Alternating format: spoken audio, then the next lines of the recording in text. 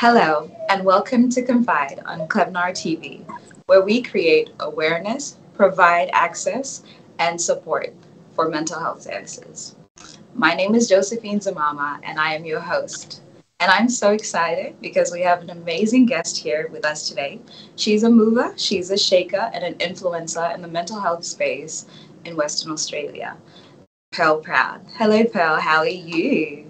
Good morning, Josephine. Saying hello to you from the land of the Noongar people, Burulu, also known as Perth in Western Australia.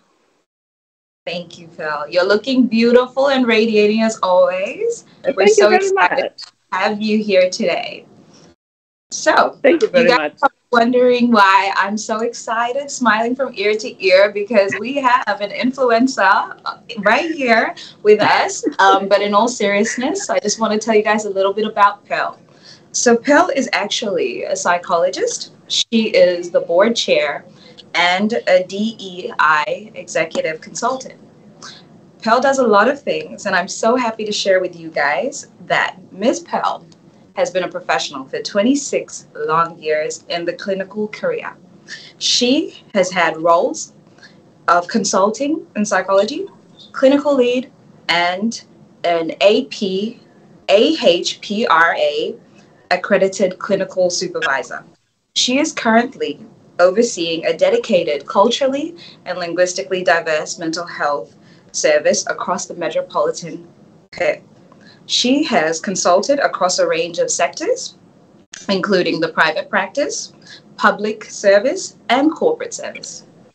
She has designed clinical services overseeing the delivery and governance of policy development and accreditations in mental health. Welcome, Pearl. How are you? I'm good. And thanks for having me, Josephine. I'm really honored to be here. Yeah, and I'm so happy to have you. Honestly, from the moment I met you, I was like, I love this woman, and I just want to always tap into her.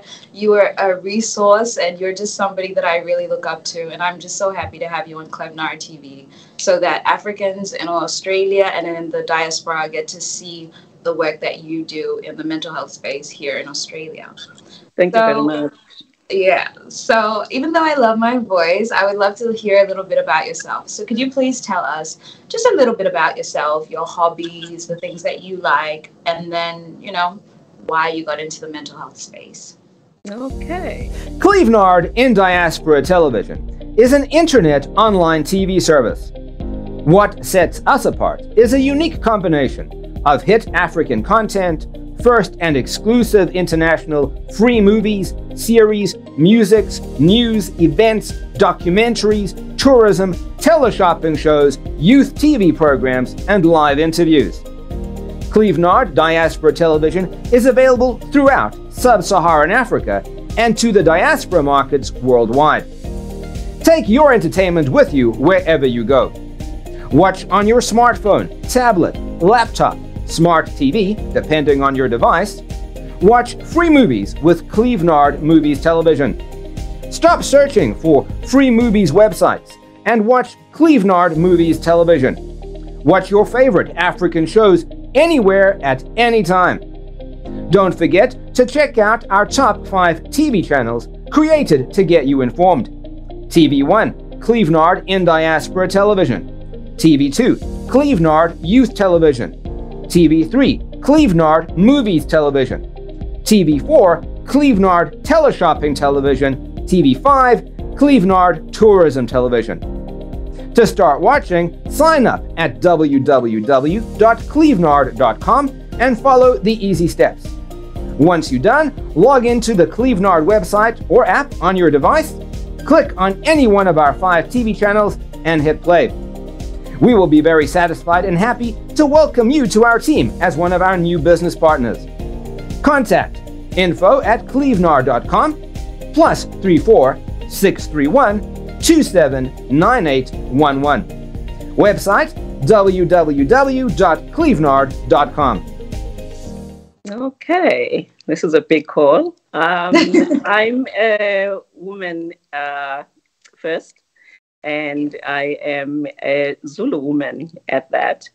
I'm honored to be on Bulu in Western Australia, but I come from the land of Zulus and I'm a Madlala. So I traveled from my continent to this continent with my ancestors, and I am here because they brought me here. So there's a lot of work to be done always in the healing space. I'm a traditional healer as well as a psychologist. And the two areas in terms of mental health and psychology and traditional healing are all about supporting people in healing. So I decided, I suppose, to do psychology because I've always wanted to help people.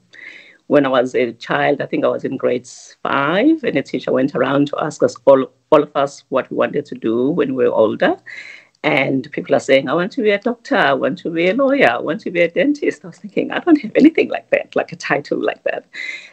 When it came to me, she said, so what do you want to do, Miss Madala? And I said, I want to help people. And so here I am. With a golden heart, you have truly helped so many people. So tell us, what are some of the things that you do in your spare time? You know, how do you keep mentally healthy, I would say? This has been a long spanning career, as you know, Josephine. I've been in the profession for 26 years. You learn a lot in that time. You learn a lot about yourself in that time. I have always had an interest in people. So I'm always curious about people. I meet beautiful people like you, and there's always a leaning in to make sure that the person is feeling okay around me, but also to get to know people. So maybe even though it sounds strange, my interest has always been about people, interest in people. I'm very interested in the arts. I've been involved in the arts in Western Australia for a very long time. I've been in different roles, and I've been a patron, and I sit on a board of an arts organization called the Community Arts Network now, and I mentor, which is another interest. It's always an honor for me when I can make a contribution to the development of a younger person, but particularly supporting people in the diaspora. So we have a lot of people in Australia. So Australia is the second most multicultural country on the planet. So people come from everywhere. Yeah, I didn't even know that. So which one's the first? So Aboriginal people are of this land, so they host all of us who've arrived since then. So I'm very involved in the not-for-profit space. I'm very involved in the community in terms of multicultural and diverse peoples. All of the activities that we engage in to make sure that everybody feels at home here. And I like to read. Wow. Sounds like you do so much in your spare time, the little time that you have, because I know you're so busy with all the involvements you have. But something that I just find so refreshing is to just know that, you know, outside of your role, you know, you are genuinely somebody who is passionate about people. And all I can imagine is, of course, you have to be, because you deal with people so much, to be able to have conversations with them, to empathize with them, and to also support them with their mental health needs. That takes a really strong person. So thank you so much for the contributions that you have been doing. So I have some questions for you. As I said, on Confide, one of the aspects that we try to do here is create awareness. And we wanted to start off, because this is an 8-week series, just creating awareness about mental health. So how better to start off than having a psychologist breaking it down for us? So I have the first question. Are you ready? All ready, Josephine. Okay. So the first question I have for you, Pearl, is, as a psychologist of African descent, what are some of the stuff you wish your community understood about mental health? Right. The primary thing, I think, for all of us as humans is that we are a whole person. So we have physical aspects and we have mental aspects. So we have a mind and we have a body. And the tendency has been over a very long time to separate the two. And we are typically very comfortable to talk about our health as in physical health, because there are things that are visible that we can point to. And there's been a reluctance, especially with our communities in the diaspora, particularly African communities, to sideline mental health, as if the mind is not a system and part of the body that can also be unwell. So one of the main things I try to convey wherever I go is that we need to view ourselves holistically and be inclusive of the mind when we are talking about health, and not feel ashamed or embarrassed about the fact that we might have an aspect of our mental health that needs attending to. No, definitely, because our body is a temple from head to toe, and we need to keep it healthy. Would you say? Amen to that.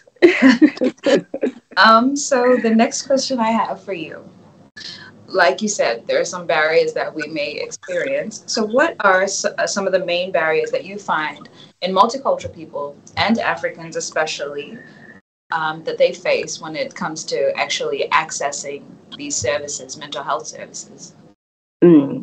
I think one of the distinctions people make is that a mental health service is for people who are crazy or mad, and they might be happy to go and attend to their physical health with their doctor, a GP, but they are really reluctant to access or engage with mental health services or mental health professionals like me. I think over time we have carried a lot of shame because we are trying to present as well and represent our families as successful, and we don't typically want to share that there might be something that's troubling or that's not well in our space. And we are pressured, especially in the diaspora, to present as people who are well, who deserve to be out here, wherever out here is, away from home, who might not want to compromise our standing or our situation by acknowledging the fact that we are struggling or we have a mental health distress of some kind. And as psychology is a profession, takes a lot of training to become one. It's a specialized area. There's a cost typically involved in seeing one. So cost can be a barrier for access as well. And I happen to oversee a service that is free. It's not free because it's not costly. It's free because we have made sure that we remove that cost barrier for people who are of diverse backgrounds to have clinicians who are similar to them or look like them, so that they can feel comfortable and not have the challenge of, if I go and see this person, they might not understand who I am. So the cost is an issue, and there are a range of services, particularly in Western Australia, but it is the case around the world, that are free. They might be run as charities, where you might find someone who might be able to provide some support for you. But accessing clinical service, which are psychological in nature, with trained professionals, can be a barrier. And we have a chance, to advocate wherever we live for services that are going to be dedicated to people who are from the diaspora or the wider diverse cultures, because it's known in the research that there are these set barriers that tend to present, so that people then suffer in silence and they don't reach out. Okay. So basically, the two major barriers that you find is stigma within our own communities, and also the financial aspect. And I really am happy that you've mentioned about the service that you oversee right now. So it's a service that people can access in Western Australia, just to give audience a bit more information on that, if you don't mind. Okay, I don't want to sound like a salesperson, but this is the first service, a clinical service of its kind in the state, and I would say possibly in the country. It's a dedicated service for what in Australia we call culturally and linguistically diverse peoples. So anyone who is non-English speaking and doesn't come from a Western or Anglo-Saxon background. And as I said before, Australia is a very, very multicultural and very diverse country with populations that come from all parts of the world. And typically people arrive in Australia migrating to Australia or seeking refuge in Australia, and they can arrive here with a lot of challenges that they're either bringing or that they then face because they have to adjust to a new culture and they are needing to make a life for themselves where they've landed. And that challenge means that mental health needs a little bit more accessibility for them. We need to encourage people to make sure that they don't just look after their physical health, as I said before, but also their mental health. So this service is dedicated to people from culturally and linguistically diverse backgrounds.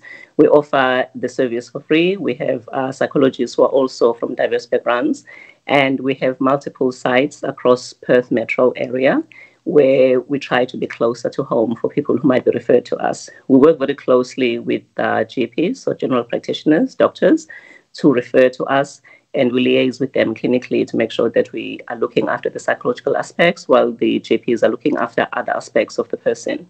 And we see people for a range of presentations, what we call presentations or distresses.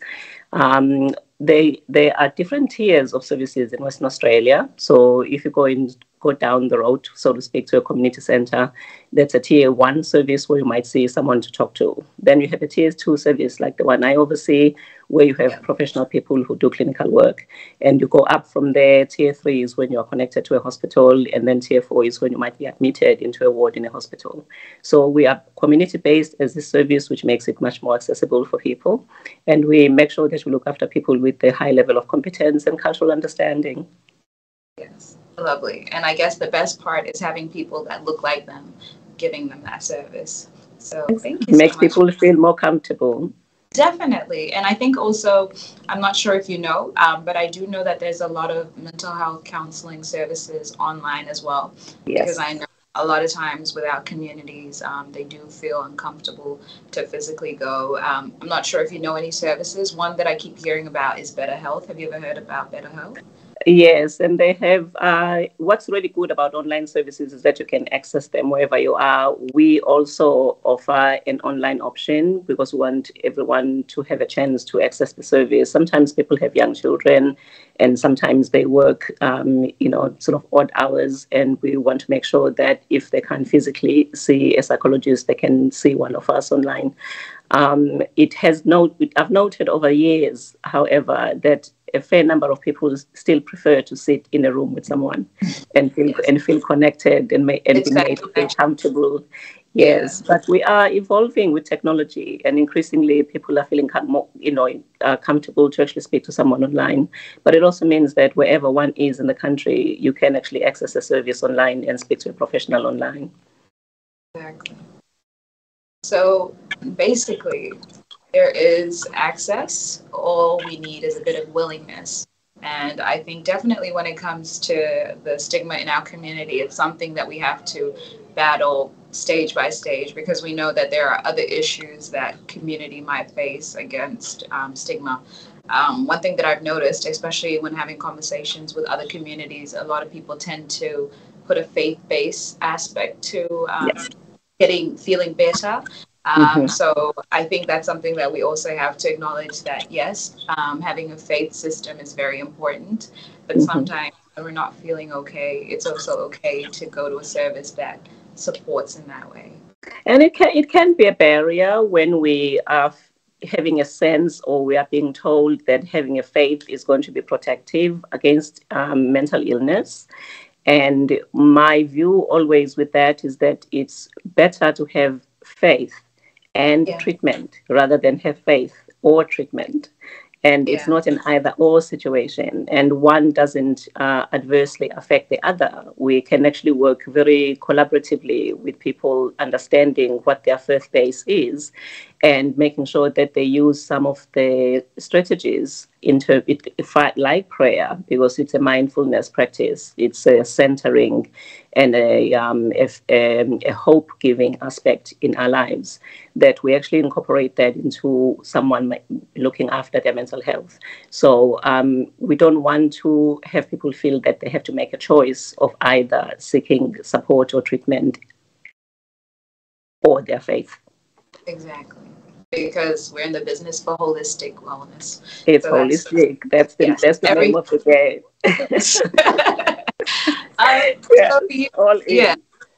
So you mentioned earlier, I guess, people's journeys and how they get to Australia. We can't speak on international experiences, even though this is a show that captures internationally.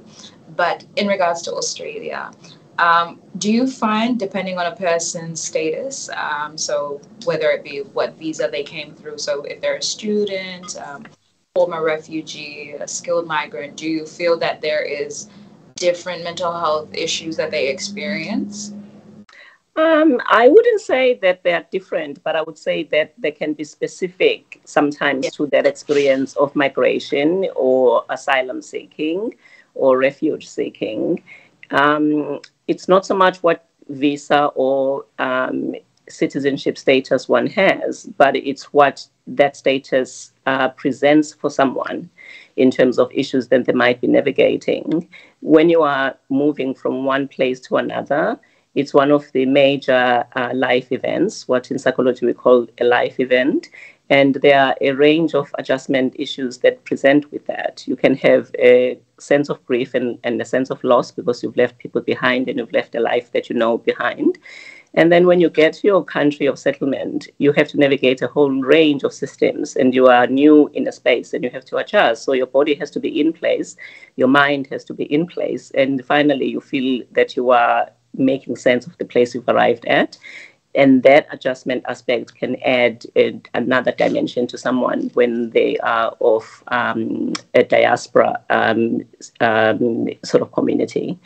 And we note that in Australia, the trauma that people can arrive with tends to be quite pronounced at different times for people. And the pattern tends to be that people arrive in the country, they are really preoccupied with practical aspects, housing, jobs, kids going to school, and they're really busy with that. And once they feel a little bit more settled, then the mind starts to say, actually, we're carrying a load of trauma here. And someone might then start to struggle, and they don't understand that they're supposed to be in this lovely place and they're supposed to be making a life for themselves, and everything has been practical, has been looked after. Why are they struggling? But the trauma can actually hit when someone is at some level ready to engage with it and to process it. So we then can get a referral for someone who has been in the country for a little while or sometimes a long while, and they're really, really struggling. And then we can diagnose and treat. Yeah. And because I know a lot of people say once they migrate or whatever their story be, they just enter into this survival mode. And do you think that's why there's that delay in actually having any signs and symptoms of mental health issues, perhaps? Yes, exactly. Because when we are getting away from something, it's what we call flight in psychology. So we have a freeze or flight response to things that are challenging or traumas. And when we are frozen, we usually can't really do much and we are feeling really, really immobilized and the trauma just really settles and sets in. But the fleeing aspect of it is when we're actually getting away from the source of the trauma. And you can be in that, fleeing mode for a long time. And in a way that you are basically running from something that is challenging or traumatic. And it's when your system finally stops from the flight, and you've had the fright aspect, and now you've been in flight mode. And when that finally stops, then trauma starts to express. So the adrenaline and all of the systems being very alert, dealing with possible dangers, navigating with all of the challenges of resettlement, mean that you are not at a space where your trauma is going to express. So we tend to notice the delays once people feel a little bit more settled. Okay. Well, that's really lovely to know because I've had a few family members who've moved, and a lot of times people get really anxious because now there's a lot of awareness around mental health. So people are always so scared because they think once they migrate, but we tell them it's usually going to happen after you've settled because there's so much adapting to, housing systems and all that stuff. So it's really good to note that it's not just about when you migrate that you should care for your mental health, but also let it be a journey because, 20 years of living in Australia and I'm still unpacking a lot of stuff about our migration story. So it's a journey. Yeah. It is a journey. And people often as well are very invested in being really well. They think that the traumas that they've experienced are behind them. tends to lock in all of our trauma experiences, and when the setting and the circumstance is right, it then tends to express that because it needs to process and, in a way, offload the traumas that we're carrying. So sometimes it's difficult for someone who thinks that I might have arrived in Australia 3 years ago. Why am I struggling? And this is why, accessing a service, coming and seeing a professional means that someone can actually work with you to work out what's happening with you, because it might not make sense, because you might not be connecting the dots. And we are trained to assess people, do psychological assessments, which are quite extensive and evidence-based, and we can diagnose and work out what's happening for someone, and then we can tailor the treatments accordingly. Definitely. And in regards to, I guess, understanding the signs and symptoms, we're into our next question, which is, we can't have you here the whole day, but we do want to know, can you explain to us what happens neurologically when individuals experience depression, anxiety, stress, and PTSD triggers? So maybe let's start with, yeah.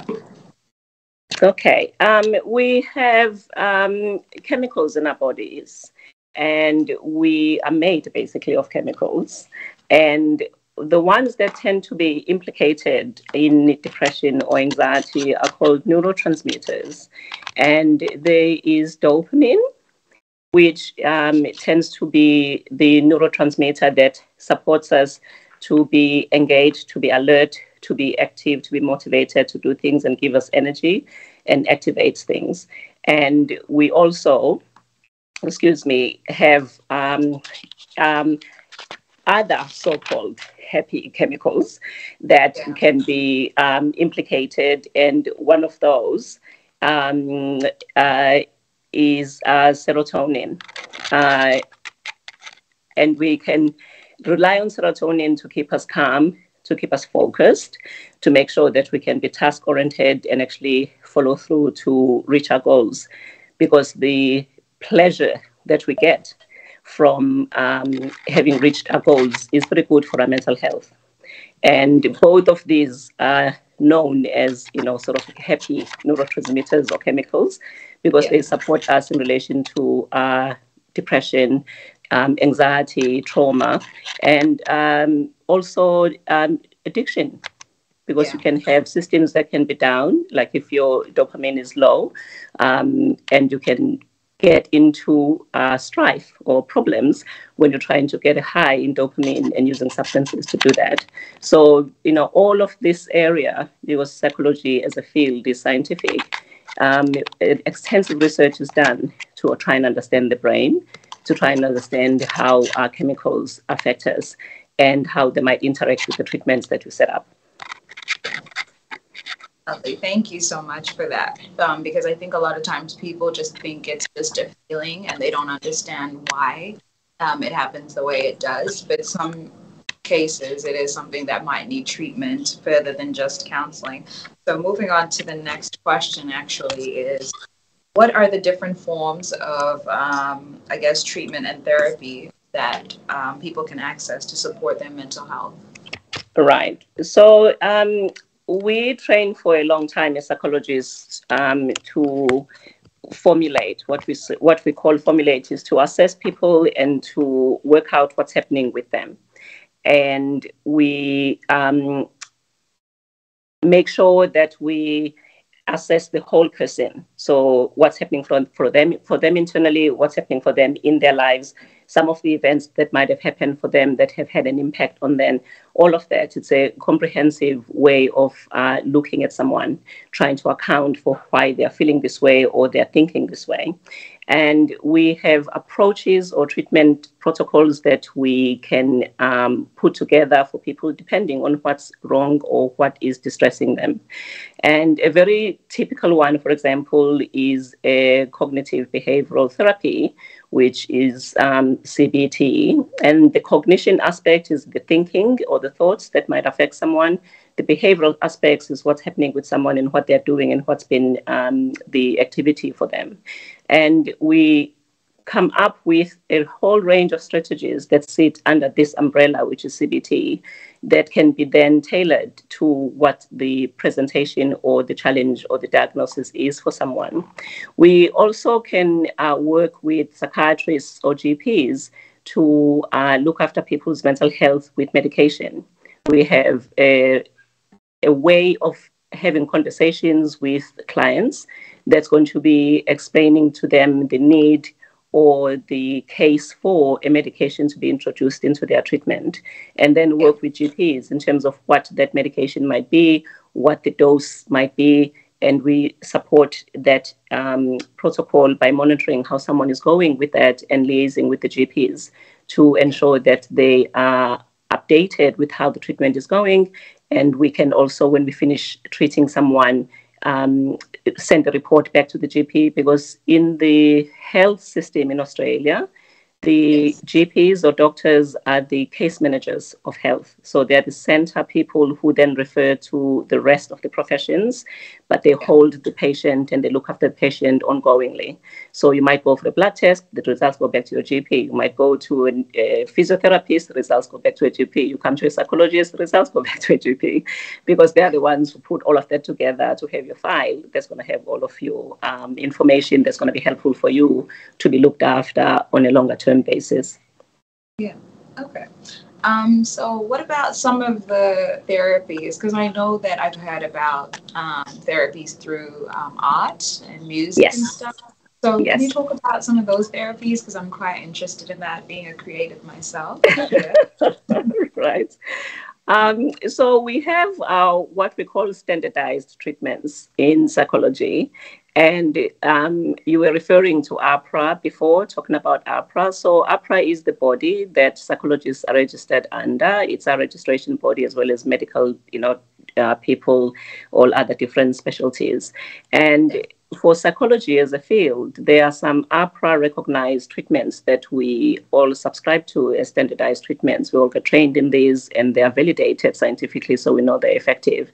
And we can measure how people are going when we use those treatments. So we can do tests to see how they are when they begin treatment, how they might be going halfway through treatment, how they might be going towards the end. And the aim, of course, is that all of the assessments that we conduct, that their scores are going to be improving, that their outcomes are going to be positive, and they're going to be meeting their clinical goals. But there are additional treatments or protocols that can be used for someone. They might not be as researched as the standard ones. And art therapy is one of those, because if they are seen as benign, which means that they're not going to harm someone, then they can be inclusive. We can be inclusive in terms of saying to someone, why don't you go and join that theater group, so that you can, have a sense of movement, and you can have a sense of connection and a sense of expression, and where you can maybe start an art practice, or you might have an art therapist who might work with you. And you also have music therapy, so people can then engage with someone who can work with them musically, or they might listen to music of a certain kind. So research has been growing in the area of how music affects brain function, how it can elevate our mood. So all of those additional therapies, broader therapies, are areas that we consider all the time to see whether we can bring them in, so that then they're aligned with someone's interests. In the 21st century's technological advancement, we all seek opportunities to move and network with the emerging space. Introducing Clevenard blog and event posting. Do you think you have some interesting materials, good content, articles and stories? Then feel free to publish them on Clevenard blog and events page, just as team of our writers are doing presently. By blogging on Clevenard's blogs and events, you benefit from our reach and network.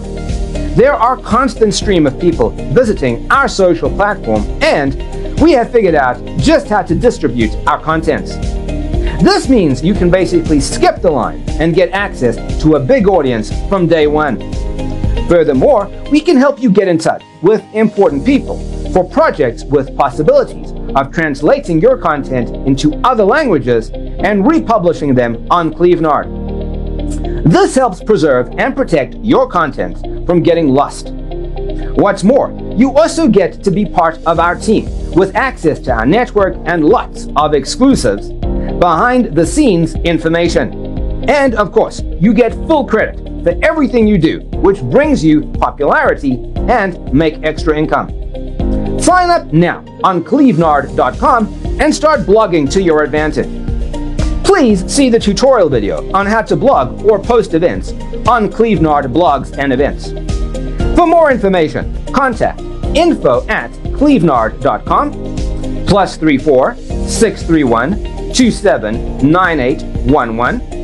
Website www.clevenard.com. Clevenard, your blogs, your identity. Okay. No, that's really lovely to know, because I know that music just does something to me mentally. So, I know that's the first place I would go. Josephine, you're an African woman. Movement, it's in me. In your body. Yeah, I've got the rhythm. The rhythm. Definitely. It's passed down generation to generation. Exactly. Can't deny it. Can't run away from it. 100%. I love being African. But one thing also, this is not a question that I gave you, but it just came up in my mind. I know a lot of people, Australian, African, you name it, who like to diagnose themselves. So I know people who say, oh, I'm OCD, or, oh, I've got depression, or, oh, I'm anxious. What would you say about that? Because I know, for example, when I'm really stressed out, I like things a certain way. Like I like to put cups a certain way, to the point where I want the handles to all be facing the same way. But that only happens when I'm stressed. But people tend to be like, oh, you're OCD. I'm like, no, I'm not. This is just a coping mechanism. But I just find, especially in the African community now, like we love that awareness is such a big thing. But I feel like people are just so quick to put a label on somebody. So, is it a condition, or is it just a moment of experiencing something? So talk to us about that. Right, a very, very good question, and I like this exploration here, because I think with the internet, with information so readily available, in the olden days, people used to have to read that one article in a magazine once a month about something that was pop psychology, and it didn't have a lot of other information attached to it, just like a feel-good article with someone saying some nice things.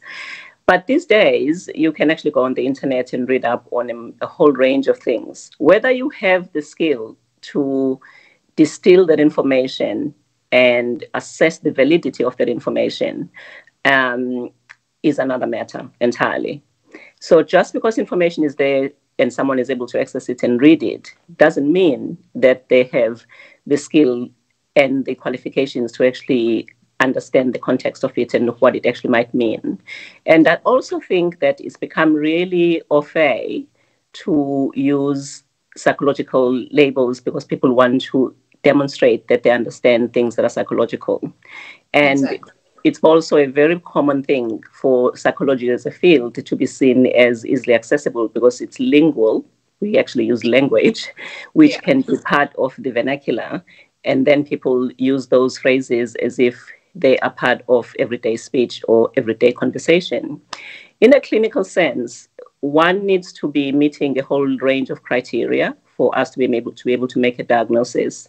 So we use a range of sources, and one of them is a very, very big Bible called DSM-5, and it has all different disorders in it. It has a whole lot of symptomology in it, a whole lot of research in it, and it is a go-to for us to use because we're trained to use it to make assessments.